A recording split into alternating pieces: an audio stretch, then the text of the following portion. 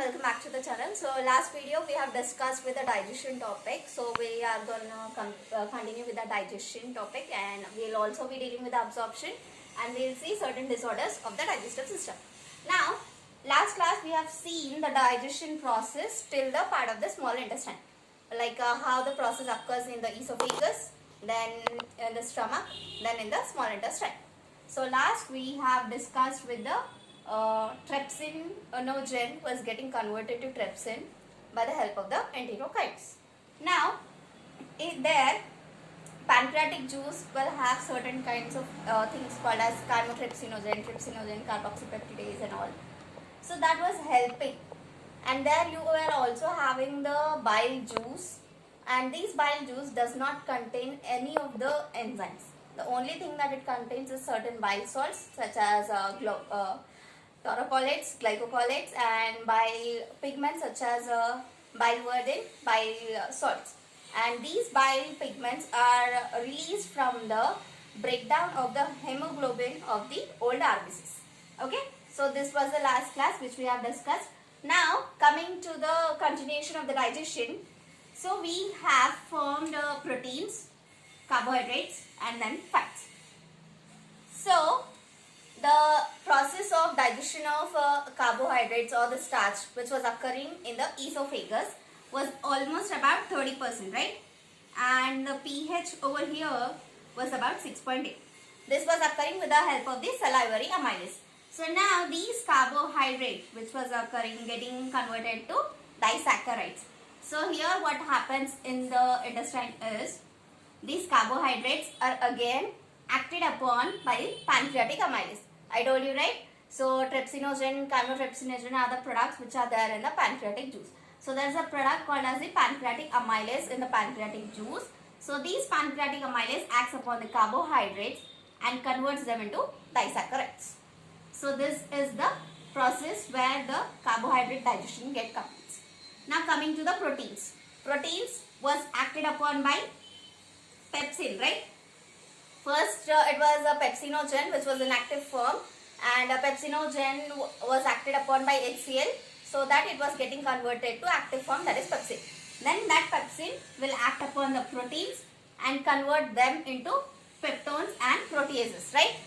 So now you have protein, peptones and proteases. So these are the prohydrolytic enzymes, okay? So these are the prohydrolytic enzymes, and these are acted upon by pancreatic juice, chymotrypsinogen, trypsinogen, carboxyamylase. So these three things or four things will act upon these proteins, peptones and proteases and convert them into dipeptides. Okay. So here we have completed with the proteins. Carbohydrates and proteins are done. Now coming to the fats. So I told you stomach releases a few amounts of gastric lipase. Also intestinal juice also releases certain kind of gastric lipase. So these gastric lipases acts upon the fats, converts them into diglycerides first, then again it acts on these diglycerides and converts them into monoglycerides. So this is about the fats. Now there are nucleic acids which are acted upon by nucleases and convert them into nucleotide first, then they are again converted to nucleoside. So this is the basic thing which occurs in the intestine. Okay.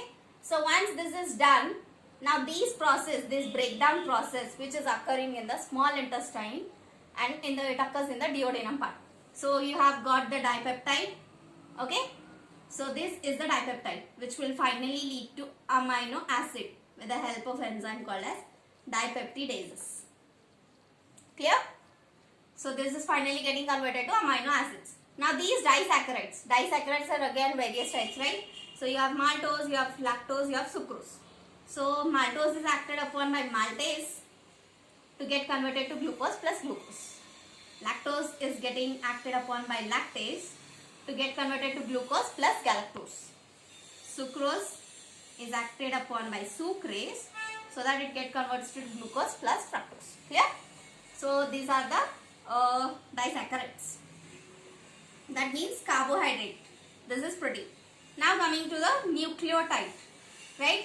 Here we are getting the nucleotide and the nucleoside. So nucleotide is acted upon by nucleotidase and will get converted to nucleoside.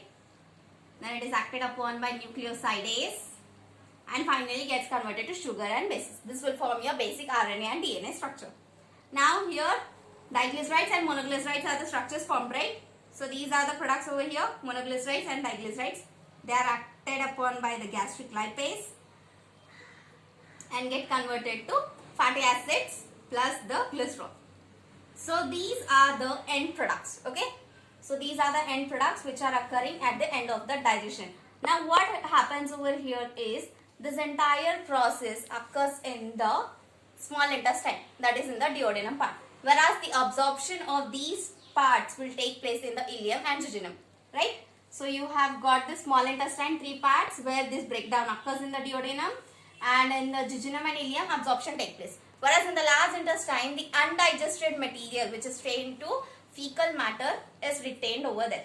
Okay, so defecation, it is a voluntary process through which muscular contraction, peristaltic movements occur, and the undigested material is passed out through the anus. There you also have a sphincter, right? So this is the process of the entire digestion which you see.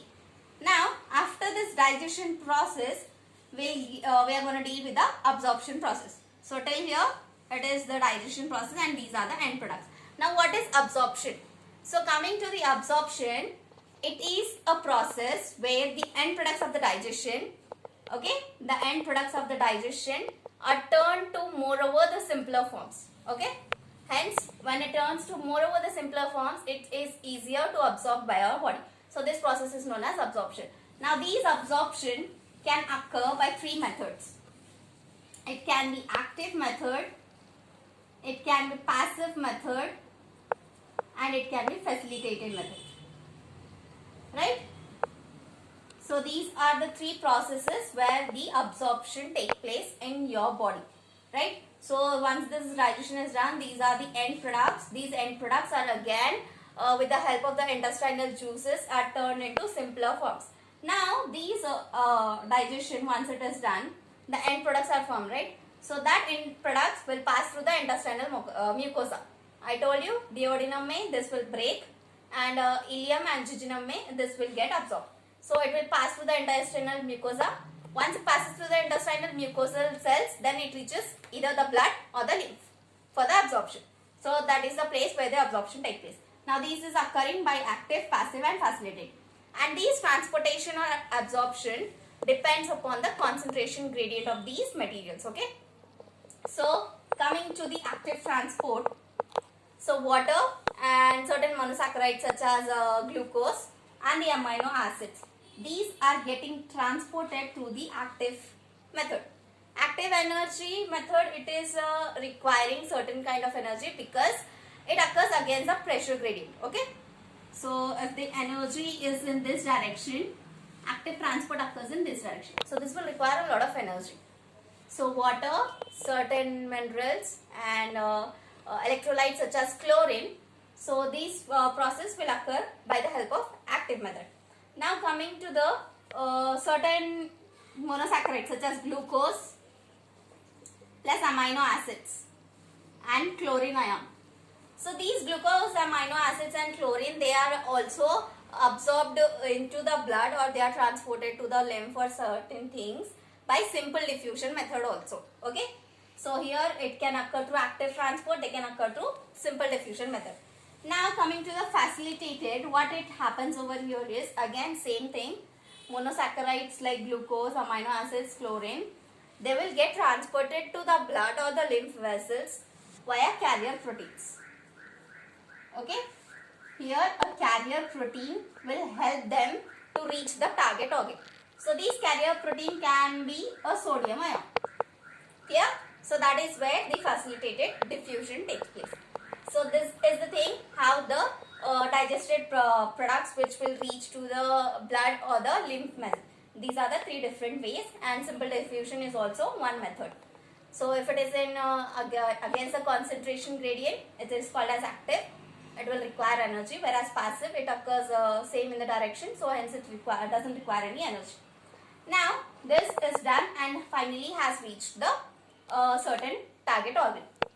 Now these absorption occurs in various regions, like it occurs in mouth, it occurs in stomach, it occurs in small intestine, it occurs in large intestine. But when it comes to the mouth, what digestion takes place? So there are certain drugs which come in contact with the mucosa of your mouth or the lining of your lower tongue. So whatever the capillaries are present in that lining, there certain drugs will get digested. Okay. So in the mouth, certain drugs which gets in contact with the capillaries of the mucosa, there you will get the digestion of certain drugs. And coming to the stomach, here you get digestion of proteins and certain food material, medicine, alcohol. Okay, so there you get the small intestine. Then in the stomach you have these 4 digestions. Then in the small intestine, what you have is you have amino acids, you have glucose, you have fructose, you have fats, everything. This is the major site of the digestion. Okay, and coming to the large intestine, you have certain drugs, water and minerals. Mostly reabsorption takes place in the large intestine. And once the digestion is done, whatever the undigested material is there, it will reach the rectum and finally it is retained there. Now the process of defecation is a voluntary peristaltic movement which occurs, and finally it reaches it is under the control of neural and hormonal mechanism, right? So that will urge the neural and hormonal center to defeat up. Okay, so that will get passed out through the anus. So this is about it. Now a small sense of taste or the sight can produce stimulations in your mouth. The same thing happens with the gastric glands or the salivary glands. It is under the control of neural and hormonal mechanisms, right? So a little sensation can produce the secretions of that. Now after these secretions, how this is done? This is finally done till here, active, passive, and now carbohydrates, proteins, and these are transported, right? Monosaccharides, these are transported. But coming to the fats, how they are transported? Because fats are something very complex. They are not readily absorbed by our body. So what happens is, firstly, the fatty acids which are present are finally broken down into very, very small pieces called as micelles. Now that reaches the intestinal mucosa. In the intestinal mucosa, that get covered with a protein coat. Okay, you have a fat, then you have a protein coat layer. It is called as chylomicron. So once that protein coat is formed, it becomes easier for the fat to get absorbed in your body. So then that ones get converted to chylomicron. That will finally get transported to lymph vessels in the small intestine. You have finger-like projections villi, right, in the small intestine. Then that will reaches the villi, and once that reaches the villi, that villi, what it does is it readily leaves the substances into the bloodstream. Okay, so this is how the fat digestion or absorption occurs. And again, I have told you that it is under the control of neural and hormonal mechanism. So whatever the various movements which are produced in the stomach or in the intestinal mucosa, even that can be moderated with this hormonal and neuronal mechanism, right? So here we are done with the digestion, and there we are done with the absorption. Now coming to the disorders. So disorders of the digestive system. When I talk about the disorders, so very common thing what occurs is inflammation of the alimentary tract is very, very common in the digestive tract. So what does this inflammation occur? How does this inflammation occurs is it might occur due to some parasites. Mostly it occurs by tapeworm, roundworm, flatworm, pinworm. There are various kinds of parasites which leads to the inflammation of this. Now if I talk about the diseases or the disorders. So first is jaundice. What actually a jaundice is here the bile pigments are excessively produced in our body. So due to that, the affected organ turns yellowish in color. Okay, so there here it turns to yellowish, and excessive amounts of bile pigments and bile salts will get over here, and lack of hemoglobin content in your RBCs also can lead to jaundice. Now coming to the vomiting. Vomiting, it is the ejection of the content of the stomach through your mouth. Okay, so it is a reflex action, and it is controlled by the vomiting center which is present in the medulla. Okay, so nausea kind of feeling precedes the vomiting, right? It is the ejection of the content of the stomach through your mouth, and there you have a vomiting center in the medulla that will control over this. So nausea will persist before the vomiting.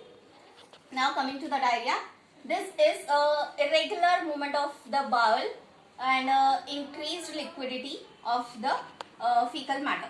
So this will reduce the absorption of the food. Okay. So this is about the diarrhea, increased liquidity of the fecal matter, and it will reduce the absorption. Coming to the constipation, what it does is, here the fecal matter are retained within the rectum. Okay. So fecal matter is retained within the rectum and irregular bowel movements occur. So this is the result of the constipation. Now coming to the indigestion. Indigestion can occur due to the inadequate secretion of enzymes, anxiety, stress, or and it can also be due to hormonal imbalance. And if you eat moreover the spicy food or overeating can lead to indigestion, right? So this is the thing about the disorders of the respiratory system. So with this we have completed the chapter digestion and absorption. We'll see you in the next video with another topic.